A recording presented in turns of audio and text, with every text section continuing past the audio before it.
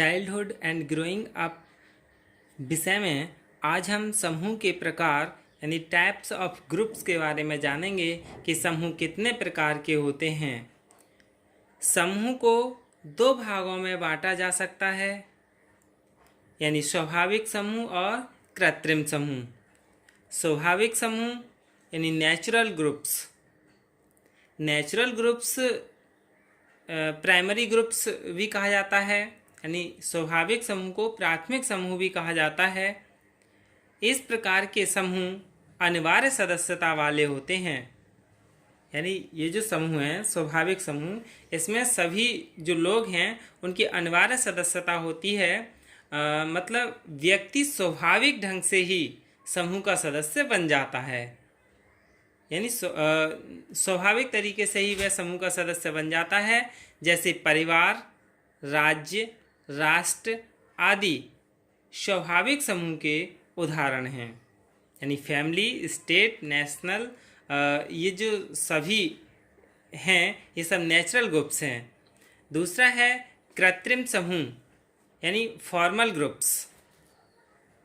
Formed groups में क्या है, यानी कृत्रिम समूह को द्वितीय समूह कहा जाता है, नेचुरल समूह को प्रथम समूह प्राथमिक समूह कहा गया। इस प्रकार के समूह की सदस्यता ऐच्छिक होती है, यानी कृत्रिम समूह की जो सदस्यता है वो ऐच्छिक होती है। वह अपनी इच्छा के अनुसार यानी डिजायरेबल होती है। यदि उसकी इच्छा है तो वो इस समूह का सदस्य होगा। जैसे विद्यालय, क्लब, राजनीतिक दल या मनोरंजन संबंधी संस्थाएं ये कृत्रिम समूह हैं। दूसरा ड्राइवर के अनुसार, यानी ड्राइवर ने भी समूह के लिए 3 भागों में बांटा है। ड्राइवर ने मानसिक विकास के आधार पर 3 समूहों में बांटा है। और मानसिक आधार पर कैसे बांटा है? सबसे पहला है प्रत्यक्षात्मक स्तर के समूह, दूसरा विचारात्मक स्तर के समूह, तीसरा विवेकात्मक स्तर के समूह। प्रत्यक्षात्मक स्तर यानी परसेप्चुअल लेवल के जो समूह हैं वो विचारात्मक स्तर के यानी समूह प्रत्यक्षात्मक व्यवहार यानी मूल प्रवृत्तियों पर आधारित होते हैं, यानी फंडामेंटल टेंडेंसी पर आधारित होते हैं। इन्हें सर्वाधिक निम्न स्तर का समूह माना जाता है, यानी सबसे लो लेवल का ग्रुप्स माना जाता है। भीड़ रूपी समूह यानी क्राउड ग्रुप प्रत्यक्षात्मक स्तर के समूहों का एक उदाहरण है, यानी जो प्रत्यक्षात्मक स्तर है इसमें भीड़ रूपी समूह कहा जाता है। इसे भी हम जानेंगे भीड़ समूह के लिए। और दूसरा है विचारात्मक स्तर यानी आइडिएशनल लेवल में क्या है कि इसमें विचारों की समानता होती है। इस समूह का क्या आधार है कि इसमें विचारों की समानता होती है। इस प्रकार के समूह को स्थायी भाव पर आधारित होने के कारण, यानी इस समूह में क्या है स्थायी भाव होते हैं, और स्थायी भाव होने के कारण ये प्रत्यक्षात्मक स्तर के समूहों से उच्च कोटि के होते हैं। यानी जो पहले वाला था प्रत्यक्षात्मक स्तर, इससे क्या है ये विचारात्मक स्तर थोड़े उच्च स्तर के होते हैं, उच्च कोटि के होते हैं। गोष्ठी रूपी समूह विचारात्मक समूह के उदाहरण हैं, यानी पहला भीड़ समूह क्या था, प्रत्यक्षात्मक स्तर था, इसका उदाहरण। दूसरा विचारात्मक स्तर का क्या है, विचारात्मक स्तर में गोष्ठी, और फिर है विवेकात्मक स्तर यानी रैशनल लेवल। ये समूह क्या है, सर्वोच्च स्तर के समूह हैं। जो विवेकात्मक स्तर के समूह हैं वो उच्च स्तर के हैं। उच्च स्तर के क्यों हैं? क्योंकि जो आदर्शों तथा व्यापक उद्देश्यों पर आधारित होते हैं। ये जो विवेकात्मक स्तर समूह हैं ये व्यापक उद्देश्य और आदर्श पर आधारित हैं। समुदाय रूपी समूह विचारात्मक स्तर के समूह होते हैं, क्योंकि जो समुदाय होता है वो अपने एक विचारधारा पर आधारित होता है। यानी ड्राइवर ने मानसिक आधार पर 3 भागों में बांटा था। प्रत्यक्षात्मक स्तर के समूह यानी परसेप्चुअल लेवल, इसमें क्या था क्राउड यानी भीड़, और विचारात्मक स्तर यानी आइडियाशनल लेवल, इसमें क्या था, गोष्ठी था। और विवेकात्मक स्तर यानी रैशनल ग्रुप्स, इसमें क्या था, इसमें समुदाय रूपी समूह, यानी ये क्या हैं, ड्राइवर के अनुसार 3 प्रकार के समूह हैं। फिर अब हम भीड़ के बारे में जान लेते हैं। भीड़ क्या है? किसी अप्रत्याशित घटना के घट जाने पर लोग उत्सुकतावश एकत्रित हो जाते हैं। जब उत्सुकतावश एकत्रित हो जाते हैं तो वो क्या कहलाती है, भीड़ कहलाती है।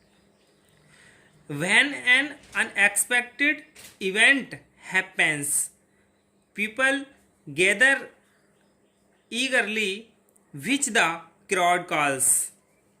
The crowd gathers for the immediately purpose and disperse at the end of eagerness and excitement. These types of groups are temporarily and unorganized. यानी भीड़ तात्कालिक उद्देश्य के लिए एकत्रित होती है तथा उत्सुकता तथा उत्तेजना की समाप्ति पर तितर बितर हो जाती है, यानी इधर उधर हो जाती है। भीड़ का जो उद्देश्य होता है, जो उत्सुकता होती है, जो उत्तेजना होती है, यदि वह समाप्त हो जाए तो भीड़ क्या है, तितर बितर हो जाती है, यानी इधर उधर चली जाती है। इस प्रकार के समूह अस्थायी तथा असंगठित होते हैं। भीड़ सदैव मूल प्रवृत्तियात्मक होती है, जिसका प्रयोजन तथा उद्देश्य पूर्व निश्चित न होकर क्षणिक तथा अस्थायी होता है।